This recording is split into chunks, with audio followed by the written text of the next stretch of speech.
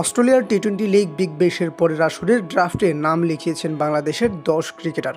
Cricket Australia আজ ড্রাফটে থাকা 432 জন পুরুষ ক্রিকেটার ও 161 জন নারী ক্রিকেটারের নাম প্রকাশ করেছে। ড্রাফটের তালিকায় আছেন পেসার হাসান মাহমুদ, তানজিম হাসান, আছেন স্পিনার রিশাদ হোসেন ও তাইজুল ইসলাম। ব্যাটারদের মধ্যে আছেন জাকির আলী, রনি তালুকদার, তানজিম হাসান ও শামীম হোসেন। এছাড়া অলরাউন্ডার মোহাম্মদ সাইফুদ্দিন ড্রাফটে নাম লিখিয়েছেন। একমাত্র নারী ক্রিকেটার হিসেবে নাম লিখিয়েছেন পেসার জাহানারা আলম। প্রায় 30টি দেশের ক্রিকেটার ড্রাফটে নাম দিয়েছেন।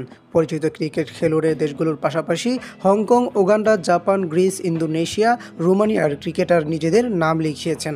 ড্রাফটের নাম লেখানোর ক্রিকেটারদের মধ্যে বড় নাম বলতে আছেন জাফর আরসার, হারিস রুফ, ফখর জামান। 1 সেপ্টেম্বর হবে প্লেয়ার্স ড্রাফট। এই ড্রাফটে নাম থাকা মানে উল্লেখিত খেলোয়াড়েরা বিগ ব্যাশে খেলার ইচ্ছা প্রকাশ করেছেন মাত্র। তাদের খেলা নির্ভর করছে দলগুলোর উপর।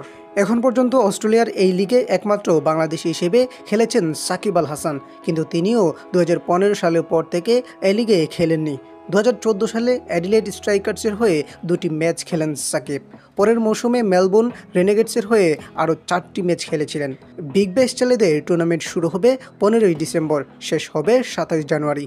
মেয়েদের টুর্নামেন্ট শুরু আরও আগে, 27 অক্টোবর, শেষ হবে 15ই ডিসেম্বর।